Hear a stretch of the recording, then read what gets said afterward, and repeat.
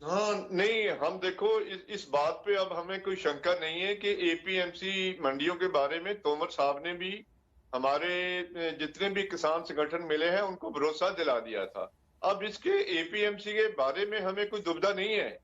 बात ऐसा है कि जब ये कानून लाए गए थे उसमें जो डिफरेंस था उसका अंदेशा अब किसानों को इतना हो गया है कि अगर इसको एक बार मतलब इन कानूनों को जो है अमेंडमेंट कर दी जाएगी तो बाद में इसमें कुछ ना कुछ जो है वो बड़ी कंपनियों के हक में जो है वो कानून बनाए जा सकते हैं। तो हमारा तो इस समय एक ही विनम्र बेनती है प्रधानमंत्री जी से भी खेती बाड़ी मंत्री जी से कि अब अगर एपीएमसी और एपीएमसी के बाहर दोनों जगह टैक्स बराबर होगा तो उसमें तो हमें मतलब कोई जो है वो गिला नहीं है, वो ठीक है।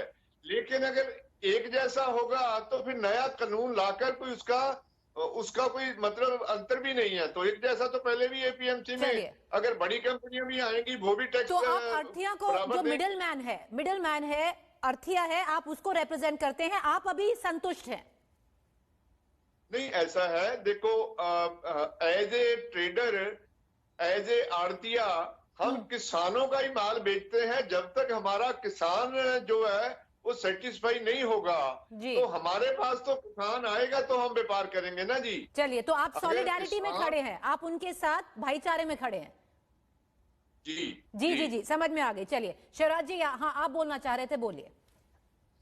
मैं ये कह रहा हूं, जब से देश आजाद हुआ और आज तक जो जनरल कास्ट में पैदा हुए उन्हें कहीं सरकारी लाभ नौकरी में या किसी में शिक्षा स्वास्थ्य में नहीं मिला। उसी प्रकार उत्तम खेती, मध्यम बांध, निखत चाकरी, भीख निदान, कृषि प्रधान देश, किसान देवता, किसान अन्नदाता, तो प्रधानमंत्री जी संविधान के अनुसार चल रहे। जब ये किसान देवता है, देने वाला है, अन्नदाता है, तो इसको कोई सुविधा क्यों दी जाए? खाली इसको बातों से बहका दिया जाए जैसे जनरल कास्ट कैटेगरी को बहकाता आ रहा देश। तो प्रधानमंत्री जी संविधान के अनुसार सही चल रहे हैं।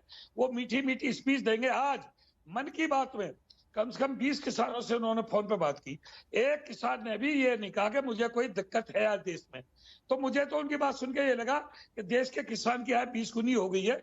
2 गुनी तो ये गलत कह रहे हैं। इसलिए किसान को कोई ना तो कृषि बल देने की जरूरत है, ना एमएसपी को गारंटी बनाने की जरूरत है, ना देश में किसान आयोग की बनाने की जरूरत है, क्योंकि देश का किसान सौतेली माँ का बेटा है। दूसरे देश से 2 रोटी में मोल खरीद के इसको ले आए हैं। ये भारत माता का लाल नहीं है। इसलिए देश के किसान को बात करते रहो, उसके पास कोई चीज मत जाने दो। एमएसपी रहेगी, एपीएमसी रहेगी, क्या है ये? और 2000 रुपया हमने तुम्हारे खाते में डाल दिए। अरे तुम हमारी फसलों का मूल्य नहीं दे पा रहे, तुम एमएसपी को गारंटी कानून नहीं कर पा रहे, तुम देश में किसान आयोग का गठन नहीं कर पा रहे, तुम गन्ना की पेमेंट नहीं कर पा रहे, तुम आयात निर्यात का सिस्टम सही नहीं कर पा रहे, तुम डीजल का रेट नहीं घटा पा रहे, तुम खाद महंगा करते जा रहे हो, खाद का वजन घटाते जा रहे हो, किसानों की फसलों का मूल्य नहीं दे रहे, दवाई बीज महंगी होती जा रही है, बिजली पानी दवाई समय पे नहीं मिलता, अनेकों अनेक समस्या है। चूंकि हम सौतेली माँ के बेटे हैं। चलिए पुष्पेंद्र सिंह जी, मैं आपसे भी एक वही सवाल करना चाहूंगी, क्योंकि जो बार बार बोला जा रहा है पुष्पेंद्र जी, विधायकों को चाहिए, जी सुविधा सांसदों को चाहिए, सारी सुविधा मंत्रियों को चाहिए, चलिए देश के किसान को क्यों चाहिए भाई? चलिए, आपने अपना पॉइंट रख लिया है शिवराज जी, पर पुष्पेंद्र जी अगर आप सुने, आप कह रहे हैं कि ये बात तो पहले से तय थी कि एमएसपी मिल रहा था, अब प्रधानमंत्री कह रहे हैं वैसा ही एमएसपी जो पहले मिल रहा था आगे भी मिलता रहेगा। अब वो नई डिमांड है क्या कि हमें बाहर भी एमएसपी चाहिए? नहीं, पहले छूट नहीं थी बाहर बेचने की। अब ये कह रहे हैं कि जो एमएसपी मंडी व्यवस्था के अंतर्गत हम बेचने की छूट थी, उसके अलावा हम आपसे ये कह रहे हैं कि आप बाहर भी बेच लें। तो जैसे मंडी व्यवस्था के अंदर एमएसपी व्यवस्था मिल रही थी, हम कह रहे हैं कि बाहर आपने बेचने की छूट दी है तो बाहर आप एमएसपी की व्यवस्था भी लागू कर दीजिए। इसमें कोई अलग से या वैसी मांग नहीं है। पर पुष्पेंद्र जी, सरकार का कहना है पहले जैसे था वैसा तो वो रहेगा ही, बाहर का तो एक एडेड बोनस है, अब उसमें एमएसपी की डिमांड आप कैसे रख सकते हैं? ये सरकार का कहना है। नहीं, देखिए मैं आपको बताऊं कि जब 2 व्यवस्थाएं होती हैं, एक तो व्यवस्था अंदर की थी, वहां एमएसपी मिल रही थी, आपने छूट दिया बाहर जाने की, तो बाहर भी तो आप वो सुविधा दे दीजिए जो एमएसपी की व्यवस्था अंदर है।